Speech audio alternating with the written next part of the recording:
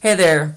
Today is the second episode of Carmageddon Car Chat, and today I am joined by my friend Luke. Say hi, Hello, Luke. hello, hello. And today we're going to talk about. He doesn't have this car anymore, but it's a car that I think is really cool, and that is. Pretty great. I mean, it could burn No, rubber on any surface, but what car are you talking about? yeah, what car am I talking Oh, about? yeah, the Crown Vic. Retired police cruiser. Yeah, 1998, That's correct? what I drove, yeah. Crown Victoria.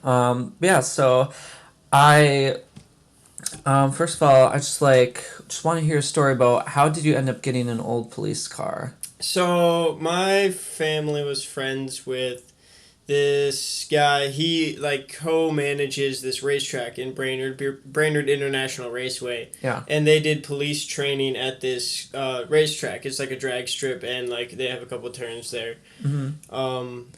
So they did training there, but they were retiring this car because they got a different one. I think they got upgraded to like a Challenger or something for their police training, a more Yeah. updated car.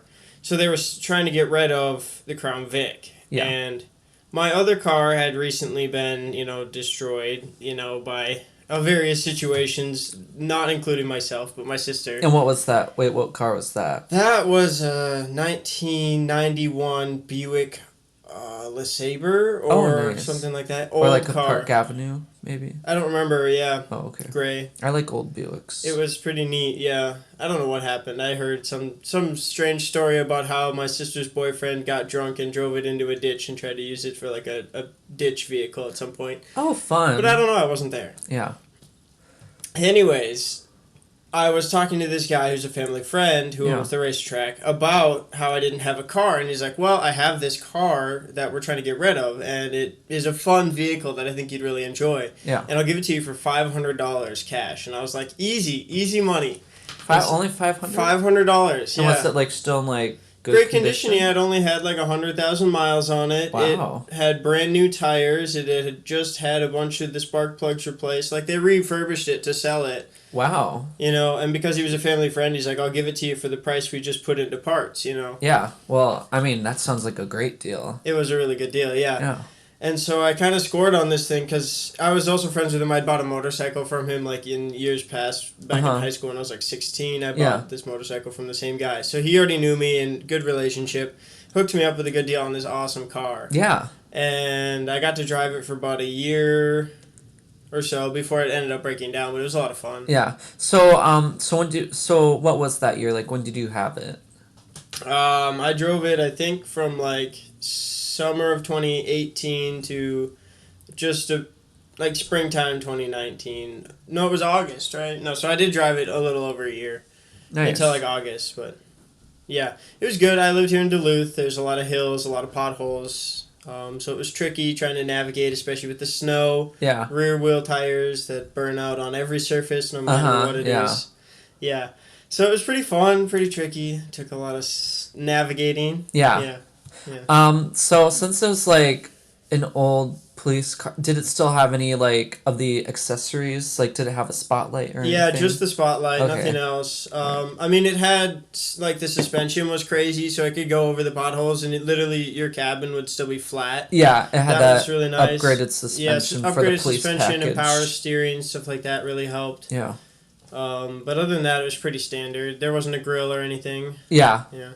So, but since it cause clear, I'm sure it's all black, right? White. White. Oh, white. Yeah. Oh, yeah.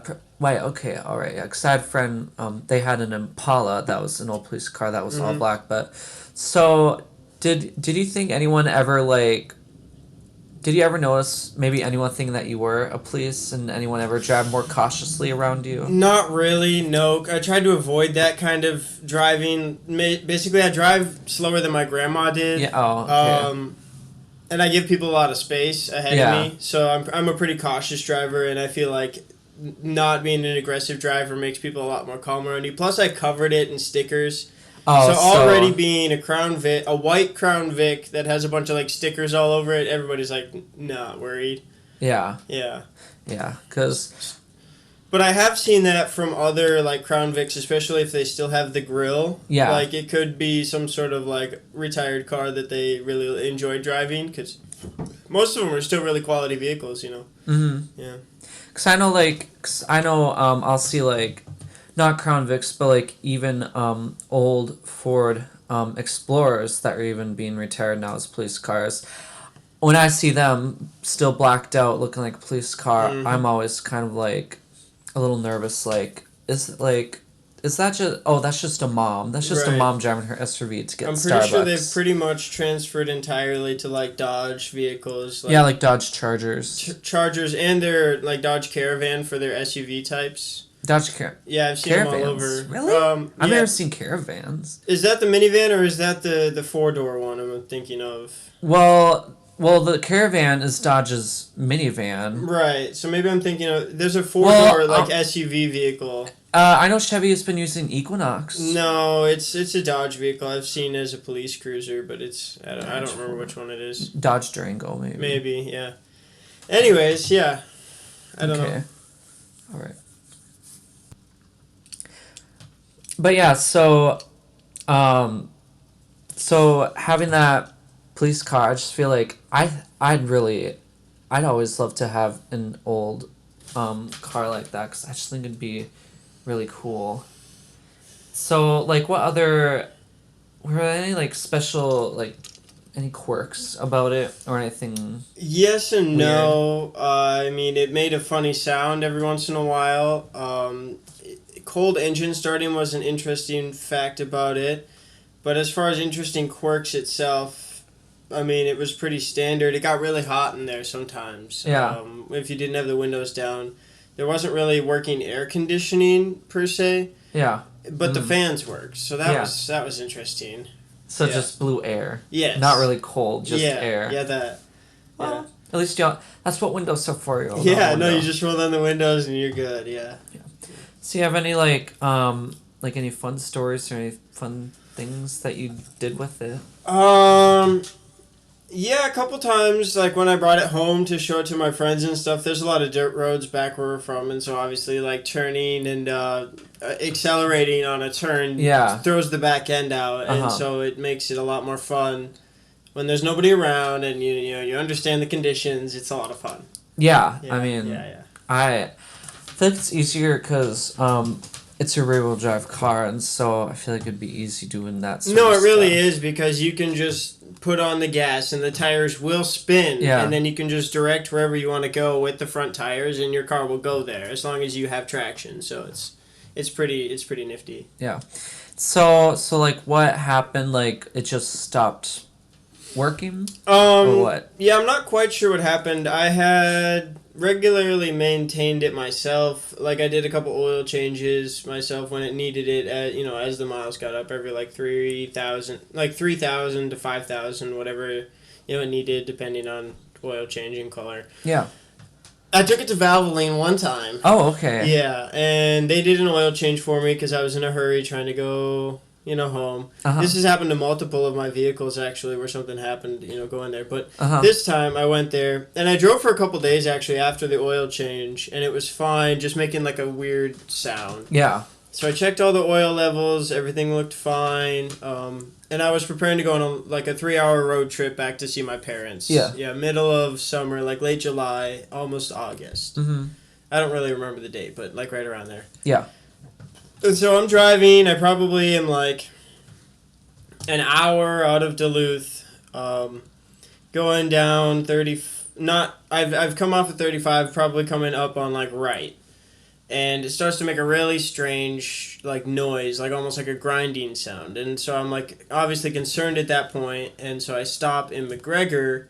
I think it was McGregor, or maybe it was Aiken. Mm-hmm. I think it was Aiken, actually. I pick up some oil, because I stopped to get gas and let the engine cool off, and I check the oil level, and it's low, like super low on oil. Oh. So then I get some oil, like I just get 1 quart, because it only takes like 3 quarts maximum. If you overfill it, it can overpressurize and cause a lot of issues. Yeah. So I only put in 1 quart of oil, and it was fine. But along the way somewhere, because I'm only about an hour and a half into what is a 3-hour trip. Yeah. And I'm like stuck here. So then I drive the remaining, I drive like another hour. And then it just kind of sputters out and dies, Oh. like on the road. And so I'm like, I have to pull off the road and I have to park and I like let the engine cool down. Yeah. And I like check it out. I can't see any like leakages. I can't see any real issue, when I open the hood. Yeah. But the engine keeps overheating and dying, and so I don't really know what the issue is. But I'm like half an hour from home now. Yeah. I might as well just keep going. And so I drive it back to my parents' house and I park it there. Mm-hmm. And I think it was later that day I brought it to a mechanic. I just drove about 15 minutes to a different mechanic, and he couldn't really figure it out. He was like telling me the alternator's broken, maybe there's some sort of electrical issue, that's why I keep shorting out, because he couldn't really find any problem. But after a while, they just were like, we can't fix it, we're going to have to call it totaled. And I was like, that's pretty unfortunate because I don't know what the issue is, Yeah. And so I got in. At that point, I just brought it home, and it was parked at my parents' house for like a few days. And then do you finally just like get rid of it? So What do you do with the it? way that it turned out is because of the way that I'd put stickers on it and the way that the guy I bought it from really loved it originally. He actually was, because he's a family friend as well, he was willing to pay me the $500 again to buy the vehicle just to have it as a lawn ornament at the racetrack. Well, there you go. And so I know because the tires were still really great. They were basically brand new tires. At that point still. There was a lot of, parts that are, wanted, and they had other Crown Vics they could strip it for. Yeah. And so he bought the car back for the price that I paid for it. I got to drive it for a year for $500. It kind of worked out for me. Yeah. But also it was unfortunate to lose it. Turns out, he had his mechanics look over it and figure it out. The oil pan had like cracked around where the bolt goes in. Meaning they just like super over tightened the bolt, and because of the long trip, it like something heated too much and it just cracked. And so then all of the engine oil actually like drained out of the car while I was driving at some point. Jeez. And it just ended up just being dry running. I don't know how far it ran or how long it ran, that in that condition, but yeah, there was a lot of damage done, and I don't think they could fix it. Well, if you ever had the chance to like have another Ford Crown Vic, would you? 100%. Yeah. Yeah. Oh yeah. But yeah, so I guess like, I mean, is there anything especially like that you miss about the car, having it? It was a badass car. Yeah. Like, it was fun. Everybody turned their heads and looked. It was loud. You could feel it. It was like that muscle. V8 It was power. a muscle car. Like, for real, it was powerful. And it made you feel powerful while you're sitting in it. Yeah. But yeah, so, I just really like hearing people's stories about their car, especially, I like listening, I've really been getting into, like, 90s and early 2000s cars. Yeah. And I just find, like, repurposed cars, like old police cars that are now used as civilian cars, especially Ford Crown Victorians, like, you just see a lot of those, I feel like. Yeah. I guess so. I did a bit of, I already have like previous knowledge of like kind of history of the Crown Victoria.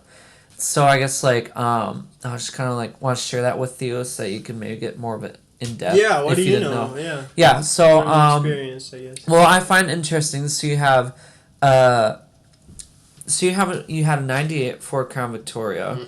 And so that was the first model year of the second generation of Ford Crown Victorias, because the Crown Victoria was its own model line from 1992 through 2012, so it's around for 20 years. And so for the 98 model year through the 2012, it was that was the second generation. So I just find it always interesting somebody has the first model year of a generation, because and especially like that second generation for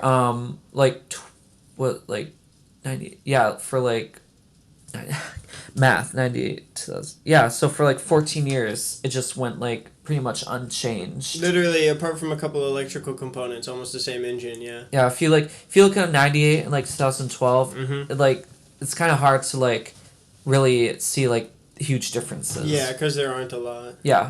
So like I said, the Crown Vic was its own model line from 92 to 2012. But before that, from 1980 until 1991, the Crown Victoria name was used for the Ford LTD, but as their like top of the line, The luxury the class. Yeah. trim level, the luxury trim level, and so yeah, and so from 80 to 91, it was very common. Like if you had a Ford LTD, you probably had a Ford LTD Crown Victoria.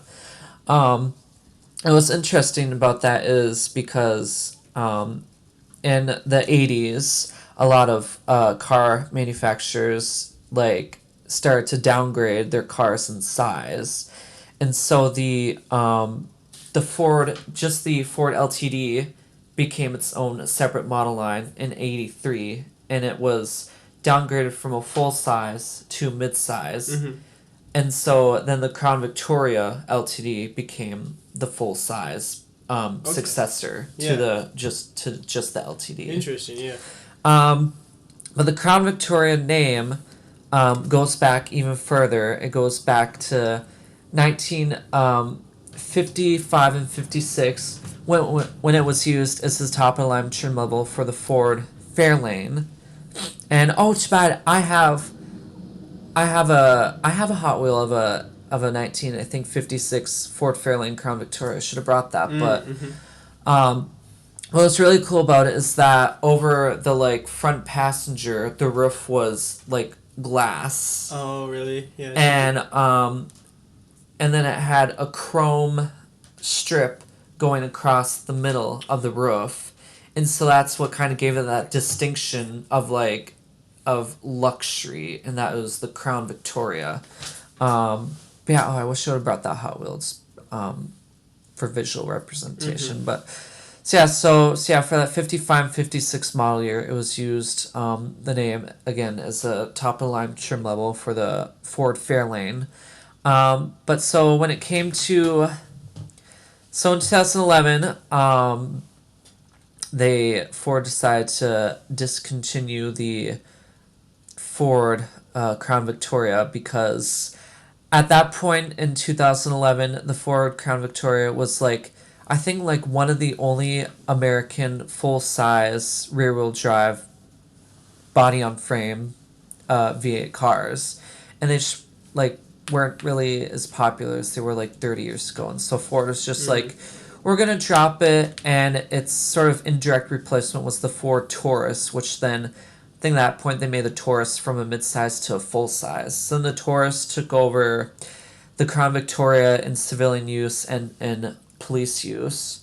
But yeah, and so I believe, I swear, maybe it knows, but yeah, but because police like stations, like the Ford Crown Vic was the number one choice of car to use because of its rear-wheel drive, its V8 engine, and it was just really easy to fix because it's body on frame. Yeah. And so they are still popularly used by, police all around America for years. And so, but the Crown Vic used the